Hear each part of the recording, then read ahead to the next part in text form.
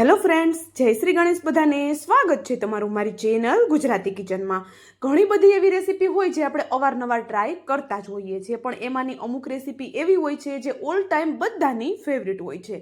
એમાંની એક રેસીપી આ છે જે મારી ઘરે બધા ખુશી ખુશી ખાય છે, અને મારી મોસ્ટ ફેવરિટ તો એટલા માટે છે કે જ્યારે પણ કંઈ સમજાય નહીં ત્યારે ઝટપટ અને ઇન્સ્ટન્ટ બને છે, ઓછા તેલથી, વધારે વાસણ ખરાબ કર્યા વગર બને છે, અને નાના મોટા બધા ભરપેટ ખાઈ લે છે. તો મારી ઘરે તો બધાની ફેવરિટ છે જ. તમે પણ ટ્રાય કરી જુઓ, તમારી ઘરે પણ બધાને ખૂબ જ પસંદ આવવાની છે. તો ચાલો બનાવીએ. તો એના માટે આપણે અહીંયા એક બાફેલું બટેટું લીધું છે. તો આ રેસીપી જ્યારે મારે બનાવવી હોય તો ત્યારે હું બપોરના જ થોડી તૈયારી કરી રાખું ને તો સાંજના મારું કામ એકદમ સરળ થઈ જાય છે. આમ તો બનાવવામાં વધારે વાર બિલકુલ નથી લાગતી, બસ બાફેલું બટેટું પડ્યું હોય તો એકદમ ઝટપટ બનીને તૈયાર થઈ જાય છે. તો અહીંયા એક નાની સાઈઝનું જ બાફેલું બટેટું મેં લીધું છે. બટેટાના ટુકડા કરી લઈશું જેથી કરીને એ બધી વસ્તુ સાથે એકદમ સરસ એવું પીસાઈ જાય, એના કોઈ મોટા ટુકડા ન રહી જાય. અહીંયા હવે આપણે લીધા છે પોણો કપ જેટલા ભાત. તો આ ભાત પણ મેં બપોરે જ વધારે બનાવી લીધા હતા. તમારી ઘરે જો ક્યારેક ભાત બચી ગયા હોય તો એનો આવો ઉપયોગ પણ તમે કરી શકો છો. અને જો ભાત અવેલેબલ ન હોય, ઇન્સ્ટન્ટ આ નાસ્તો બનાવવો હોય તો તમે પલાળેલા ચોખાના પૌવા પણ પોણો કપ જેટલા લઈ શકો છો. હવે બટેટા સાથે ભાત પણ આપણે એડ કરી દીધા અને એની સાથે જ આપણે અહીંયા અડધો કપ જેટલો ચોખાનો લોટ એડ કરવાનો છે. ચોખાનો લોટ અવેલેબલ ન હોય તો એની જગ્યાએ કયા લોટનો યુઝ કરવો એ પણ હું તમને આગળ વિડીયોમાં જણાવી દઈશ. તો અડધો કપ ચોખાનો લોટ છે, પોણો કપ જેટલા ભાત છે, એની સામે એક નાની સાઈઝનું જ બાફેલું બટેટું આપણે લેવાનું છે. હવે અહીંયા અડધો કપ પાણી મેં અત્યારે એડ કરેલું છે. આ બધી વસ્તુને પીસવા માટે પણ પાણીની હજુ જરૂર પડશે.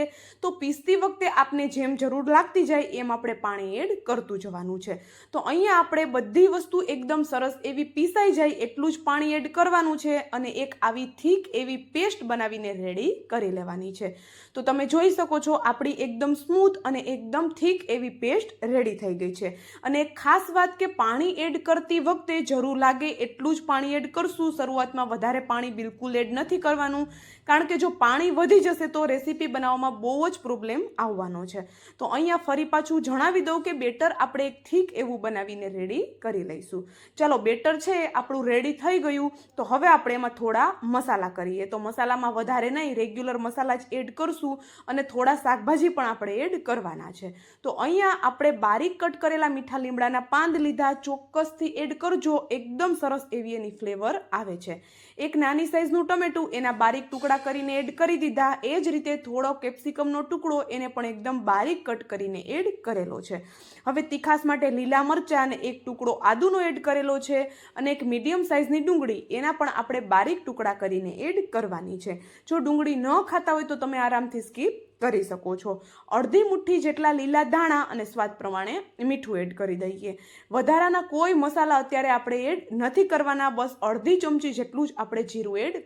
વધારાના હું કોઈ મસાલા એડ નથી કરતી, જેમ કે હળદર, લાલ મરચું પાવડર, ધાણા જીરું પાવડર કે પછી ગરમ મસાલો. તમારે જો કોઈ વસ્તુ એડ કરવી હોય તો એડ કરી શકો છો, પણ આ જે નાસ્તો છે એનો ઓછા મસાલા સાથે જ એક જોરદાર ટેસ્ટ આવે છે. અને જો વધારે મસાલા એડ કરી દઈશું તો આ નાસ્તાનો જે ટેસ્ટ આવવો જોઈએ એ ટેસ્ટ બિલકુલ નથી આવવાનો.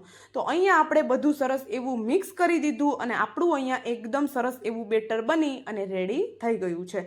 જો આ બેટર છે તમે થોડું વહેલું બનાવીને રાખી દેશો તો પણ આરામથી સાંજના તમે આને બનાવી શકશો, બિલકુલ ખરાબ નથી થવાનું. તો અહીંયા હવે નાસ્તો છે એને એકદમ ફ્લફી, અંદરથી જાળીદાર અને કાચો ન લાગે એટલા માટે માત્ર 2 ચપટી જેટલા ખાવાના સોડા એડ કરશું. સોડાની જગ્યાએ 2 ચપટી જેટલો ઈનો પણ એડ કરી શકો છો, પણ ઈનો કે સોડાની ક્વોન્ટિટી છે એ ખૂબ ઓછી રાખવાની છે, કારણ કે ઓલરેડી આપણે બાફેલા ભાત અને સાથે બટેટું એડ કરેલું છે, તો નાસ્તો આપણો અંદરથી સોફ્ટ તો બનવાનો જ છે. હવે સોડા છે એને પણ એકદમ સરસ એવા મિક્સ કરી લઈએ, અને આપણું બેટર બનીને તૈયાર થઈ ગયું છે. ને એકદમ સરળ વાળો નાસ્તો, બધા આરામથી બનાવી શકે એવો નાસ્તો બને છે. તો ચાલો, બેટર તો રેડી છે. તો હવે નાસ્તાને શેકી લઈએ. તો એના માટે મેં અહીંયા એક નાનું તડકા પેન લીધું છે. આવું તડકા પેન તો બધાની ઘરે હોય જ છે, પણ જો ન હોય તો તમે તવા ઉપર પણ આ નાસ્તાને આરામથી શેકી શકો છો. અને તવા ઉપર 3 થી 4 એકસાથે શેકાઈ જશે તો આપણું કામ ખૂબ સરળ પણ થઈ જશે. અહીંયા આપણે 1 ચમચી જેટલું તેલ લઈ લીધું. તેલ હલકું ગરમ થાય ત્યારે જ આપણે આ ચમચો ભરી અને બેટરને રેડી દેવાનું છે. આ નાસ્તો શેકતી વખતે એ વાતનું ધ્યાન રાખવાનું છે કે ગેસની ફ્લેમ સ્લો રાખી અને નાસ્તાને શેકવાનો છે અને સાથે જ પલટાવવામાં બિલકુલ ઉતાવળ નથી કરવાની, કારણ કે ભાતનું પ્રમાણ આપણે વધારે રાખેલું છે અને લોટનું પ્રમાણ ઓછું રાખેલું છે. અહીંયા મારાથી તેલ છે થોડું વધારે થઈ ગયું હતું, તો થોડું તમે ઓછું તેલ એડ કરી અને નાસ્તો શેકશો તો પણ આરામથી શેકાઈ જાય છે. તો ઉપરથી કવર કરી 2 થી 3 મિનિટ માટે આપણે નાસ્તાને શેકાવા દઈએ અને ખોલીને જોઈએ છીએ તો તમે જોઈ શકો છો એકદમ સરસ એવો નાસ્તો છે ઉપરથી ફૂલવા લાગ્યો છે. આ નાસ્તો છે એને આપણે થોડો પાતળો જ બનાવવાનો છે, વધારે જાડો નથી રાખવાનો. અને હા, ચોખાનો લોટ જો તમારી પાસે અવેલેબલ ન હોય તો એની જગ્યાએ તમે ઘઉંનો જાડો જે ભાખરી માટેનો લોટ હોય છે એનો ઉપયોગ કરી શકો છો, અથવા તો રવાનો ઉપયોગ પણ કરી શકો છો. જો નાસ્તો છે આરામથી પલટી જાય છે, બાફેલા બટેટા અને ચોખાનું પ્રમાણ વધારે છે છતાં બિલકુલ નાસ્તો ચીપકતો નથી, તો ગેસની ફ્લેમ સ્લો રાખી બંને સાઈડથી એ જ રીતે ક્રિસ્પી થાય ત્યાં સુધી શેકાવા દઈશું એટલે આપણો એક જોરદાર એવો નાસ્તો બનીને તૈયાર થઈ જાય છે. તો ચલો, પેલો નાસ્તો તો આપણું પેન ઓછું ગરમ હતું એટલે સરસ એવો શેકાઈ ગયો. તો બીજો નાસ્તો શેકવા માટે શું કરવું એ પણ હું તમને આગળ વિડીયોમાં જણાવું છું. આ નાસ્તો બનાવવો તો એકદમ સરળ છે, બસ શેકતી વખતે થોડી વાતનું ધ્યાન રાખશું એટલે બિલકુલ કોઈ પ્રોબ્લેમ નથી આવવાનો. અને નાસ્તાનો કલર તમે જોયો હશે એકદમ જોરદાર આવ્યો છે અને જોઈને જ કોઈને મોઢામાં પાણી આવી જાય એવો આપણો નાસ્તો બનીને તૈયાર થયો છે. હવે બીજો બેચ આપણે જ્યારે બનાવીએ ત્યારે ગેસની ફ્લેમ બંધ કરી દેવાની છે અને 1 ચમચી જેટલું તેલ લઈ અને એમાં આપણે 1 ચમચો જેટલું બેટર રેડી દેવાનું છે. તો આ ગેસની ફ્લેમ ચાલુ રાખી અને બેટર રેડશું તો તેલ ખૂબ ગરમ થઈ જશે અને નાસ્તો છે એ નીચેની સાઈડથી દાજી જશે, કારણ કે આપણે આમાં લોટનું પ્રમાણ ઓછું રાખેલું છે અને અંદરથી નાસ્તો કાચો લાગશે. તો એવું ન થાય એટલા માટે આપણે એમાં શરૂઆતમાં ગેસની ફ્લેમ બંધ કરી અને ઉપરથી પછી કવર કરી અને ગેસની ફ્લેમ આપણે સ્લો રાખી દેવાની છે. તો તમને થતું હશે કે નાસ્તો શેકવામાં થોડી ઝંઝટ થશે, પણ આ નાસ્તો એકદમ ઝટપટ શેકાઈ જાય છે, તો ખૂબ ઓછી મહેનતે એકદમ ટેસ્ટી વાળો નાસ્તો બનીને તૈયાર થઈ જાય છે.